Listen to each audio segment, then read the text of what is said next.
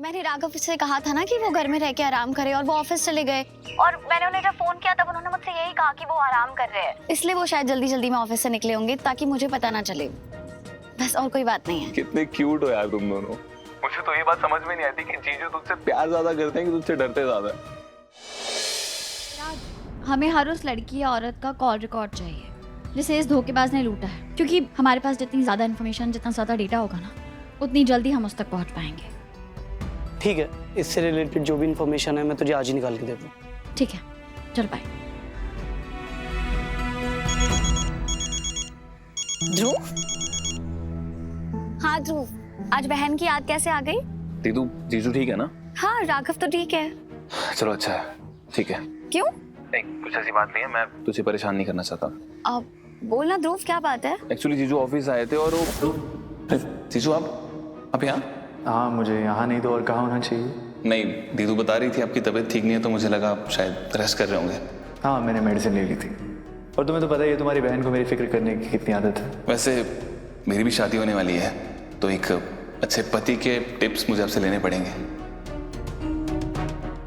ध्रुव, मैं इतना अच्छा हस्बैंड नहीं हूँ, मुझे लगता है तुम्हें टिप्स किसी और से लेनी चाहिए। ये बात अगर आप दीदू के सामने कहेंगे तो जंगली बिल्ली की तरह आप पे अटैक करेगी, आप जानते हैं ना। हाँ, वो तो है। एनीवेज, आप आए गए हैं तो कुछ फाइल्स थी नए प्रोजेक्ट की, तो वो डिस्कस कर लेते हैं ऑफिस में। जो हुकुम साले साहब। उन्होंने सारी फाइल्स भी देखी, जहाँ पेपर्स पे साइन करने थे वहाँ साइन भी ठीक से कर दिए, लेकिन अचानक से उन्हें कोई कॉल आया और वो थोड़े परेशान हो गए और मुझे कहा कि कोई इमरजेंसी कॉल है और वो बोल के चले गए। राघव ऑफिस आए थे? हाँ, दीदू आए थे। लेकिन सुनना, तू प्लीज उन्हें पूछना मत, क्योंकि उन्होंने मुझे कहा है कि मैं तुझे नहीं बताऊं। तो पूछना मत, तूने ऑलरेडी उन्हें कहा था कि वो रेस्ट कर रहे हैं और वो ऑफिस आ गए, तो उनकी टांग मत खींचना, ठीक है? राघव ने मुझसे झूठ क्यों कहा? तो इतने में ध्रुव का कॉल आ गया कि मैं ऑफिस आ जाऊँ कुछ पेपर साइन करने के लिए। तो मुझे लगा कि बोर होने से अच्छा मैं ऑफिस ही चला जाता हूँ। तो मैं रास्ते में आ रहा था तो देखा कि भीड़ लगी हुई है, तो उतर के देखा तो कीर्ति थी वहाँ पे और इसे कोई हीट स्ट्रोक आ गया था। तो मुझे लगा इसे रेस्टोरेंट लेके जाता हूँ, आइसक्रीम खाएगी तो शायद बेटर फील करे। दीदू, तू कॉल पे है? हेलो। हाँ हाँ हाँ हाँ ध्रुव, सॉरी, वो एक्चुअली मैंने राघव से कहा था ना कि वो घर में रह के आराम करे और वो ऑफिस चले गए। और मैंने उन्हें जब फोन किया तब उन्होंने मुझसे यही कहा कि वो आराम कर रहे हैं, इसलिए वो शायद जल्दी जल्दी में ऑफिस से निकले होंगे ताकि मुझे पता ना चले। बस और कोई बात नहीं है। कितने क्यूट हो यार तुम दोनों। मुझे तो ये बात समझ में नहीं आती कि जीजू तुझसे प्यार ज्यादा करते हैं कि तुझसे डरते ज्यादा है।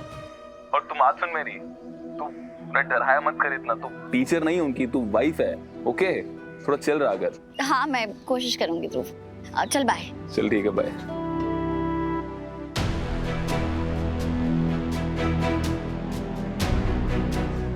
राघव मुझसे बार बार झूठ क्यों बोल रहे हैं?